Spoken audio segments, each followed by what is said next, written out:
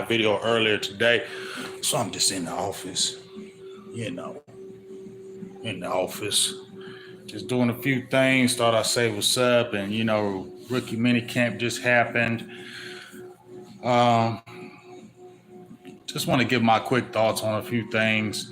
Some things I've been kind of thinking about in the air since, I was thinking about McCarthy and I was thinking about Schottenheimer. When Schottenheimer came here last year, one of the things that had me really kind of excited about Schottenheimer was when they first interviewed him in training camp. He sat down. It was his enthusiasm. What's up, Sin City? Was his enthusiasm, and he was talking about the run game. Then he was talking about the run game. What they wanted to establish. They wanted to establish an identity. They wanted to establish identity as far as on the line of scrimmage, being physical. He said one thing he stood out to me was we want to be able to run the ball. Also, we want to be able to run the ball when we're going to run the ball. We're going to run the ball. We know we're going to run the ball. It's a third down and two. The whole stadium knows we're going to run the ball, and you still can't stop it. Just his infectious enthusiasm kind of just excited me and made me want to look more back into his background. And then, obviously I found out Libra Gang and the rest is there. But something else stood out to me about Brian Schottenheimer. What up, Richard Royster? Something else stood out to me about Schottenheimer over McCarthy. When McCarthy first got on, I wanted McCarthy when he got hired because I was looking at, hey, he used to whip Dallas all the time. He been to a Super Bowl, won a Super Bowl, had a great, had a pretty good career in Green Bay. Let's bring somebody who's already been there and done that. That's why he was on my list. As soon as, Garrett was let go, I knew they were going to go after him because he was sitting. I knew they were going to go after him anyway. But when he came in, and they were talking about the analytical stuff that he was doing that whole year off. And, what about that? And he basically came out there and said, I ain't really do all that. I kind of lied. Right there, that kind of set the ball in motion for his tenure here in Dallas. I thought, it was kind of funny at the time, but then I got to thinking about it. It was like, damn, you lied to get on. Is that showing that you might be a low-key lazy dude, because I heard about those things prior. So that just kind of stood out to me, that you kind of lied to get on. And during your tenure, it was just real rocky about a lot of things. It wasn't a lot of honesty from Mike McCarthy, in my opinion. It wasn't a lot of honesty. You know what I'm saying? What's up with you, Wassy Burns, Randy Wells? And I said that before too, Randy. But it just wasn't a lot of honesty. But what is Schottenheimer being praised for since he's been on? Being real, being upfront, and having honest conversations. And he also said, and I put that in my excerpt on Sunday when he was talking about, when John Machota asked him, he said, now that you got on, is there anything you're going to change that you got on? He said, no, I ain't going to change nothing about me. And that's when me and Mike had that debate about him. What I was saying was, he was saying, like, I'm not going to lose myself because I'm the coach of the Dallas Cowboys. That's what I got from Schottenheimer. Not that I'm never going to change, not that I'm never going to evolve. That's not what Libras do. We ever evolve. But what he's saying, he's talking about not changing is, I'm not going to change who I am because I became the Dallas coach of the Dallas Cowboys. I'm not going to change, but now I got on, I'm going to start doing this. I might become Hollywood, or now I might cut some corners. No, I'm going to be me the whole way through. And my way is going to be successful because I put in the work. I have great values, and, it's going to be successful here. And I just feel like that set up, that the way McCarthy came in, the way Schottenheimer's coming in are two different things. What's up, Mr. Roberts? What's up with you, dog? And I feel like that's going to be a big difference as far as this team as well. Now, to jump on what Randy said about Mingo, I'm like this. This is going to be year 3 from Mingo, right? Your first year wasn't terrible, 41 catches, like 500 yards. You know what I'm saying? I don't think he saw the end zone, but you was dealing with the quarterbacks. What was the quarterbacks over there in Carolina? And I'm sorry, you still got to prove to me, Bryce Young still got to prove to me. He don't got to prove it to me, but he still got to prove out there that he's not a bust. And okay, he played better at the end of the year, but that don't mean nothing. You got to carry that to this year. So you didn't have the greatest quarterback situation. Jonathan Mingo didn't have the best quarterback situation. Now, obviously, he had issues coming out of college. The separation, hands weren't that bad, but separation was the biggest thing. The top end speed, being able to get away from defenders, that was his biggest kind of thing. Now it kind of snowballed. Like I said, you had you had a coach for 1 year over there, 1 year, then got fired. So it's a lot of turnover there. So did you really have a stable surrounding? Did you have a stable base? Did you have all those things that were working for you to help you become a better receiver? No, you didn't have all them. And you lost your coach after 1 year, so you lost the sponsor after 1 year. And if you may have been struggling on something, the new coaching staff may not have gave you even the chance. So what I'm saying is this, and what I said in the video, just what Mr. Wells is saying, is that let's give him at least a chance, because this is going to be what, your year 3, and hopefully Dak is healthy all year. I seen you play with Cooper Rush. I seen these receivers play with Cooper Rush. All right. I ain't see him play with Dak Prescott. I ain't see Mingo play with Dak Prescott. So I'm gonna think that since receivers come over here, they do pretty well when they come over here. I'm gonna give Mingo at least one last chance, because if he can't do something this 3rd year, then we just know what he is. All right. So I'm hoping the best for him, because you want that to come out. You know what I mean? He said his energy is a bit sassy. But, I just, I like Schottenheimer. I like what he's bringing to the table. And not like I told Mike Sunday. Obviously, that I can get excited about all that energy and what he's bringing and his his thoughts and his philosophy. But you don't win, it don't matter. But I really do believe it's going to be successful. Jason Garrett was successful here, bruh. And I'm sorry. Jason Garrett, and I said Jason Garrett when he was coaching with Dallas, if they fired him, this is why he was with the coach of the Dallas Cowboys. He would never get another head coach job again. Now, obviously, he went over to the Giants, got him a head coach job, but that was a favor. That wasn't because they were like, Jason Garrett's a great coach. No, you saw how quick he was gone. You know what I'm saying? You saw when they brought Jason Garrett over there, the coach any kind of Giants, he was gone just like that. And he ain't coached again. I said he would never coach another NFL team again because he wasn't head coach material. Okay? And he did pretty good here in Dallas. He may not do good playoff-wise, but he's one of the top winning coaches in Dallas Cowboys history in that 9.5 years. And he was not a great coach at all. Not at all. So if he can win that many games here and win a couple NFC titles and, have some 12, 13 win seasons, Brian Schottenheimer can come in and win them games too. So I'm going to go ahead and go over the over on Schottenheimer coming in and doing well, And as I said before, Garrett was not the realest guy. I talked to former players. I've heard in the streets about former players that we saw the favoritism when he did with Romo and Murray and Witten. That ain't going to work. You already seen Schottenheimer saying, hey, Michael Parsons, we're going to move your locker right over to Dak Prescott. You know why? It's going to make you uncomfortable because you said you wanted to be the leader, right?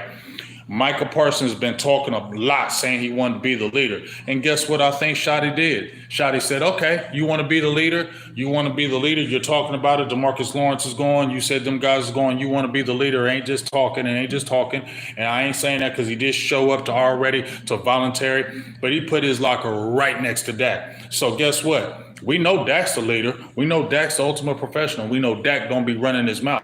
Right. So now maybe you don't talk as much, Michael, because you got Dak sitting right there. Maybe when your locker was over there, you could be freewheeling and saying what you want. But now maybe you think about what you say because you're right next to Dak's. Or maybe you step up even more, don't maybe talk less because Dak is right by you. And it's going to be a difference. See, it's a difference when you're talking that leadership and you way over there and there ain't nobody by you. But when you next to a real leader, it makes you step your game up if you talk that leadership, and it's going to convict you because all that leadership you talking, Dak right there. You get what I'm saying? So I love that strategic move. I love how he stood everybody up, sat everybody down, and came in and stood everybody, mama, move your seats. Kind of like the real strategic teacher that you loved back in the day. Remember, sometimes that teacher may have got on your nerves, but that teacher said, we're going to move. We're going to make it a little bit uncomfortable here because, see, When you've been doing this for the last 3 or 4 years, you're comfortable where you're at. You're comfortable sitting there. You're comfortable right here. You're comfortable with your friends. You know what I mean? I'm going to make it uncomfortable. It needs to be uncomfortable in this locker room. You get what I'm saying? For us, we need to get uncomfortable to get back comfortable again. So what we're going to start doing, we're going to start changing up some things and start changing up the routines that has been here the last 3 or 4 years. We're going to stop all that, because if we want real culture change, we really got to do it. And I feel like that's one of the reasons why I love Schottenheimer too. He is not going to waste his opportunity to be great. Yeah, exactly. He's going to think before he talks now, because now I'm moving you where leaders are. I'm moving you guys where you guys were comfortable and familiar with. You was kicking with all your friends over there, but now guess what? You're going to sit over here and be around them. And guess what? These people are getting good grades. They're on top of their stuff. They're doing their thing. So I'm going to move you over here, because guess what? I see the potential in you. I see you could be great. But you hanging over there, y'all play around a little too much. And when we really need you, there might be some goosiness. So let's put you over here and let's make you step your game up. You get what I'm saying? And that's what's up, sis? What's up, everybody? That's what I love about him already, because he's making things uncomfortable, because things have been too comfortable in Dallas. That has been the problem. Things have been too comfortable. And when things get too comfortable, that's when less studying, the missing of plays in the game, the mental preparation, those type of things. And I feel like those are the things that kept Dallas from being great. The mental preparation, it's too comfortable in here. We talk about the culture of the locker room. Things are just too easy, taken for granted. That all needs to be changed. And I think that's what Schottenheimer is really drilling in, bringing enthusiasm, bringing realness, bringing trust, and bringing real honest conversations. And I hope that we've been talking, me and Mike always talking about the plays come from upstairs. Meaning if you making 10 million and this dude's making 2 million, the $10 million plays by according to the front office. I'm hoping Schottenheimer breaks that into this real competition, because that's what we've been talking about. You get what I'm saying? That's fine. Cuss them out. I love it. Cuss them out. You know what I mean? So that's what I really love about it. Now, I've been hearing in these streets, you know what I mean? A lot of people have been talking about, the bubble players, the make or break players. Man, I've been talking about that for how long? You know what I'm saying? I ain't hating on these other, 105 and whatever.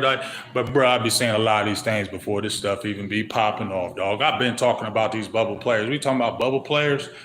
They talking about Sam Williams. We've been talking about Sam Williams as being a bubble player, bro. And we've been talking about, you ain't got no more sponsors. We've been talking about this. We've been talking about this for the last 2 years.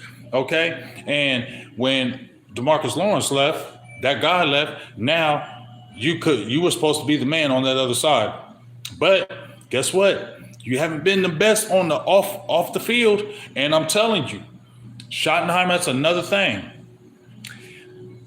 Every kid, every player ain't no angel. Every player ain't no do everything right. Some of them dogs, we know back in the Cowboys day, they weren't choir boys. I get that. You can't get nothing but choir boys on your team, because that just don't work. That ain't real.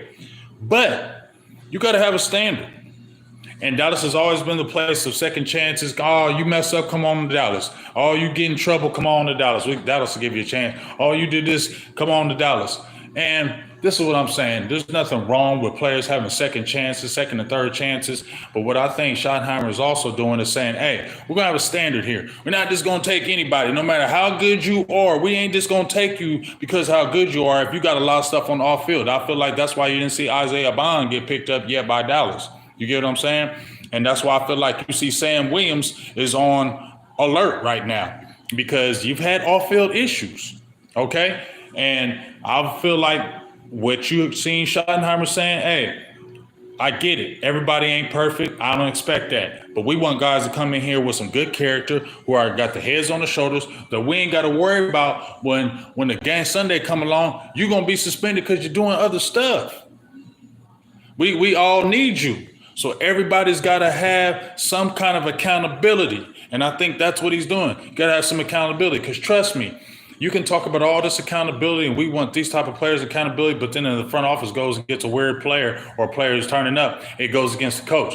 So the front office got to still continue to support the coach and not try to usurp his authority. So that's the thing that we're going to be looking at all year.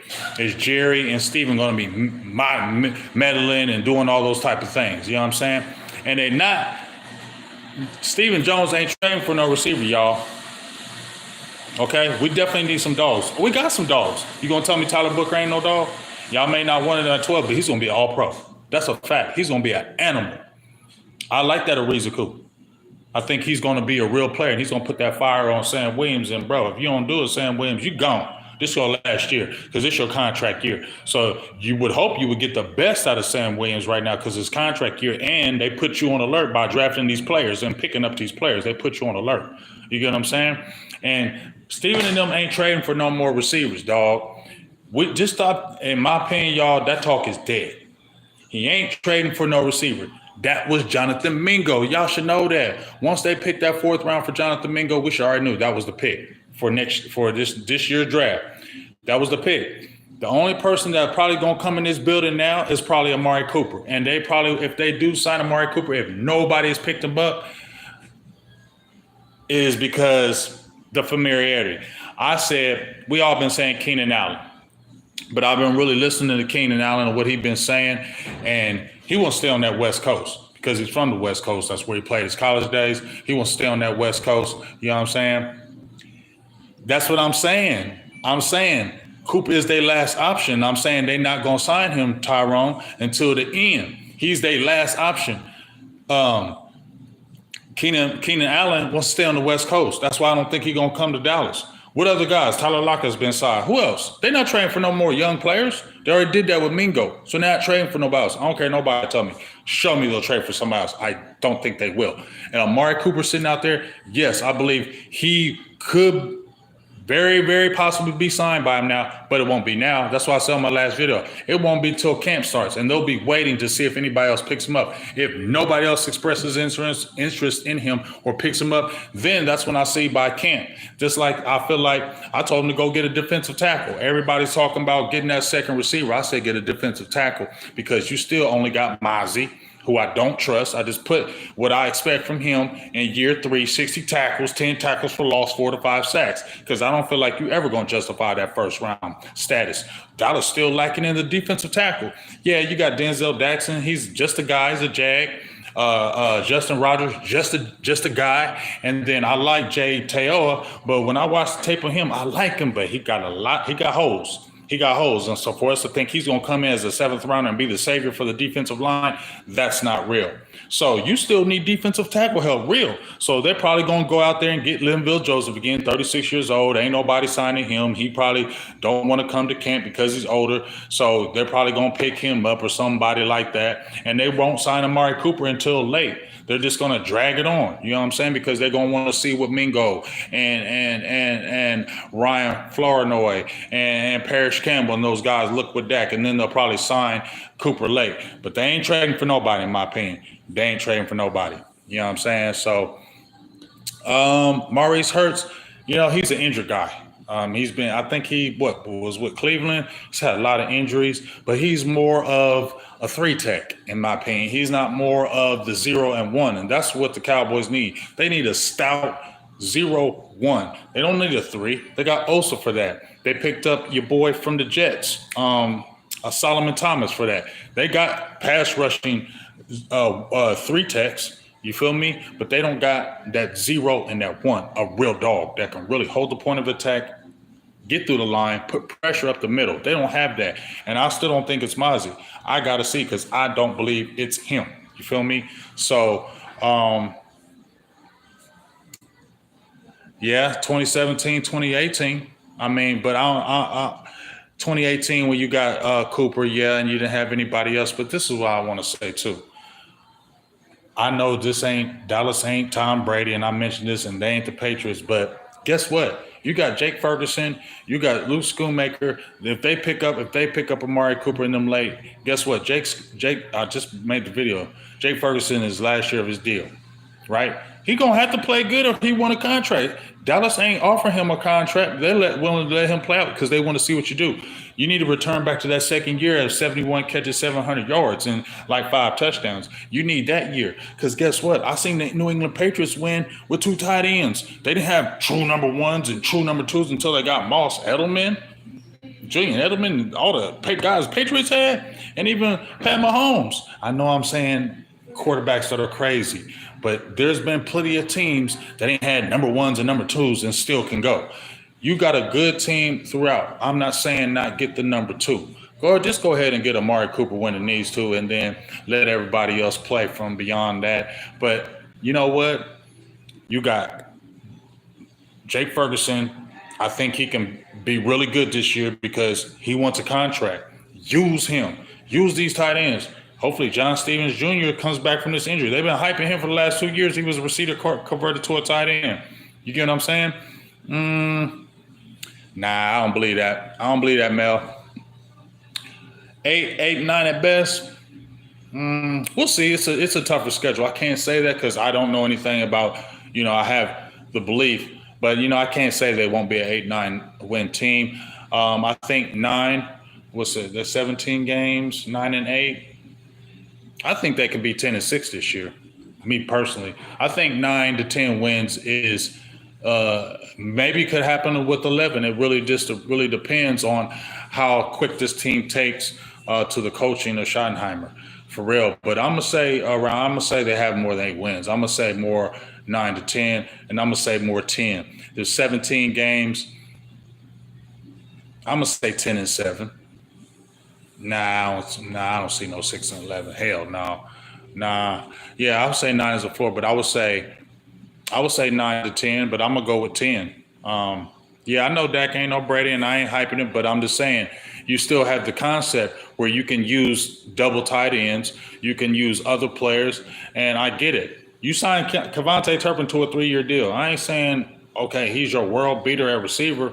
He a little guy, but incorporate him some more into the offense because you saw when you put him in the offense, he made some plays. Okay, so continue to incorporate him because you signed him to a 3-year deal and you like your own. So incorporate him.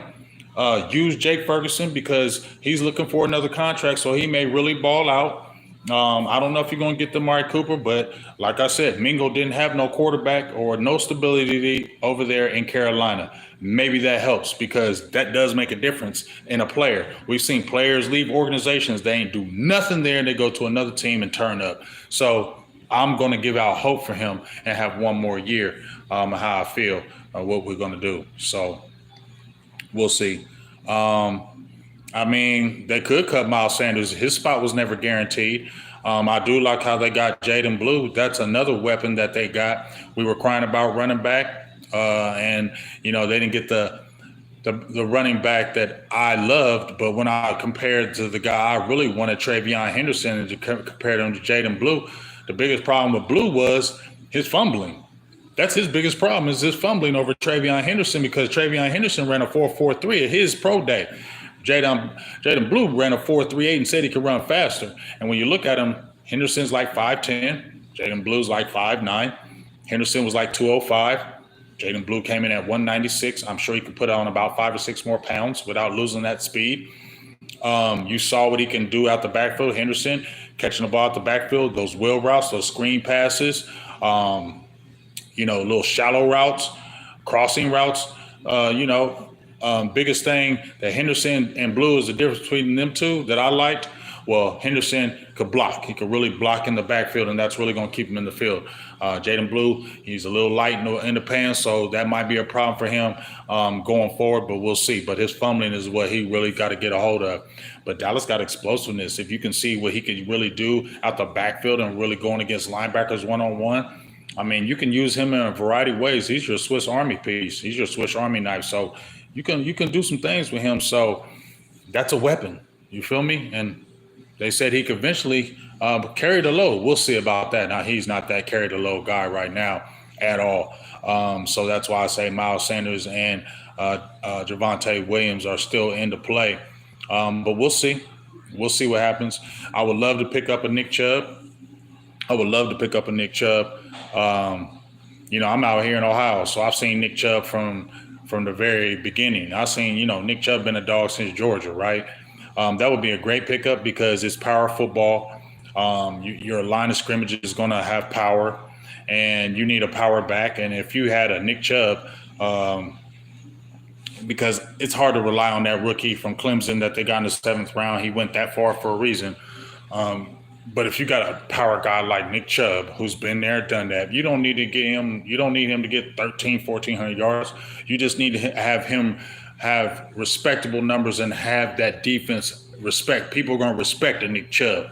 You get what I'm saying? So that's why you got the money to do it. We talked on burgers and blitzes. The problem with the front office, as I get ready to close here, the problem with the front office is they can make changes. The players got to continue to play good. Coaches got to continue to coach good. But yes, he's healthy. He's healthy. But if you really want to take that next step, I don't know why you don't make some small moves. These aren't major moves that you have to make for your team to really have you feel like you're in a good place. You can't tell me a Nick Chubb ain't a better option than a Miles Sanders and a Javonte Williams, no matter what super healthy they are. He's healthy. He's healthy enough. And, I've been watching his videos, and that guy is a hard worker. Doesn't talk, doesn't do anything. He just goes to work. And that's the type of dude you want. You don't want the type of dude that just talks all day, talks all night. Nick Chubb don't say a word, but he works hard. That's why you want somebody like that in the building. You said you want people who love football and have passion. That's what Nick Chubb has. That's why you should go scoop him. And he's affordable. You can get the receiver. You can get the running back. Hell, you can get the defensive tackle for all the money you still got open. Front office is front office, so that's what it is. So, you just got to focus on other things because they just do what they do. But when I just really look at things from afar, I just feel like this team is going to be a lot more interesting and a lot more competitive than some other people think. I think Brian Schottenheimer is really bringing what we've been craving for a long time, stability, a real culture, accountability, realness, play hard, studying, staying on it, not mental lapses. I think that's what he's really going to be preaching because I think too many times that's what we've seen from the Dallas Cowboys, from coaching and players alike. Exclude the front office. From coaches and players alike, we've been seeing too many mental mistakes. And I think, I'm not saying he's going to be perfect, okay? But I think that's what the main thing he's trying to establish more than anything else. And I think that's what the Dallas Cowboys need. So we'll see. We'll see what's going to happen. But like I said, I like what Schottenheimer's doing so far because he's holding guys accountable. He's making a change with the culture, I believe, because I don't believe McCarthy changed any culture. I don't believe Jason Garrett changed any culture. And you could see it was evident. I never, ever thought that those guys were culture changers. Okay. But I really feel when I watch Schottenheimer because I really believe that he's real about it. This is serious business. And I feel like, he's the accountability that keeps on coming. The word accountability keeps coming to me. And I feel like that's what Dallas Cowboys haven't been. They haven't been accountable to each other. And I feel like accountability is what he's bringing more than anything else. So we'll see going forward. So that's just my kind of 2 cents. About to get off here, did long enough. About to get back at work, do my thing. But check out the video I dropped about Jake Ferguson. Then it talks about all the tight ends, Kevontae Turpin. And one last thing. I keep trying to tell y'all, Dak Prescott about to be 32 years old. 32. He's been having injuries since 2019. I put on Twitter last year, is he injury prone? I didn't say he was injury prone. I asked because I think he is getting injury prone. Okay, because you've been having injuries since 2019, 2020, 2021, 2022. You've been having little knick-knack injuries, then you had the injury last year. That's why you needed a Tyler Booker now, because you need to protect that. I keep on saying it. Center and them 2 guards, that's where Dak is going to be getting that pressure. He can't escape like he used to. He can't, but he can step up in that pocket on them edges. Come on, Tyler Guyton, step your game up and get your head in them books and get in the weight room and be great. Because you and Terrence Steele can be really good bookends. Y'all got to put in the work. I'm not saying Terrence Steele don't, but I don't know if Guyton do. Guyton, you got to put in that work. But them first 3 up front, that's going to be them. The big 3, that's going to be them. It's going to be them. I promise you. And that's what Dak needs. Okay. So that's what he needs more than anything else, protection. Because he don't get that protection, he's going to get hurt again. Watch what I tell you. So he needs that protection, just like Roma was getting hurt. That's what Dak is doing now. So you need that protection. So we'll see from there going forward. Um, Damn. And y'all, and I call myself the pessimistic content creator. And look at my dog Joe. You know what I mean? As you feel me, look at my dog. Look at my dog Mel. He sound more pessimistic than me. But you know what I do is I eliminated my emotions from these Cowboys now. I just look from the analytical side. You know, when Mike was going ham, I just laugh at it now because I don't get mad like that no more because I know what it is. You know what I'm saying? So I ain't putting my emotions in. I keep it from the analytical side. And when I keep it from the analytical side, it keeps me from getting frustrated and mad because I know what these guys do. I know they could change things and they don't. And if I stayed on the emotional side with this, I would keep tripping. But since I moved my emotions from it and I just look at it from it analytically, I don't trip no more. I really don't. I do not trip on these Cowboys no more. If they do it, they do it. If they don't, they don't. I still love my team, whatever. But I know how the front office is, so I don't let my emotions get in that no more because if I do, it'll eat me alive. It'll eat me up all week. I'll be pissed. I'll be tweeting. I'll have bad weeks, all that. I used to have bad weeks when Dallas lost and all that. Now, no, my life ain't gonna be ruled by that no more, especially when you're dealing with goofies up front that you can't control. I ain't getting them. Nah, I backed away from that. Just keep it on the analytical side. You feel me? Analytically, you look at it and it doesn't hurt as bad. You can deal with it. That's what it is. So, you know what I mean? So, hey, appreciate everybody that was in the building. Love y'all. Jumping off here. Talk to y'all soon. Final words going down tonight. Make sure you tune in because I know Boss been talking about some damn Mozzie Smith. Year 3, he gonna do this and do that. We'll see. I don't believe it because that man said he ain't love football. He said he just like hit people. He say he ain't love football. Shotty say he want people who love football. So we'll see because I feel like if you don't love football, it's easy for you to quit and give up. I ain't saying everybody in the league don't love football, but when you actually come out and say, I don't even love football, I just like hitting people, that's a flag for me. And I don't know if you ever be that guy if you don't love football. Come on, boss. Talk to me because I don't believe you. We'll see. But let's get it in. Tonight is going down. JB, the Cowboys fan, all y'all appreciate Twyman, the Lunatic, appreciate y'all. All love, all love. Tune in tonight for the final word. It's going down. We probably going to be fighting all that good stuff. It's going down, though. Peace. I appreciate y'all. Love y'all. Support. Get them subs up. Hit that subscribe button. I don't even be asking for that. But if you love me or you like messing with me, yo, go tell your friends. It's the real. I'm the streets right here. When I be in these streets, I'm the streets. I might not be the voice for the Cowboys. I might not be this and I might that, but I'm definitely the voice of the streets. I'm in these streets for the Cowboys, the realness. All right? Peace. Love y'all.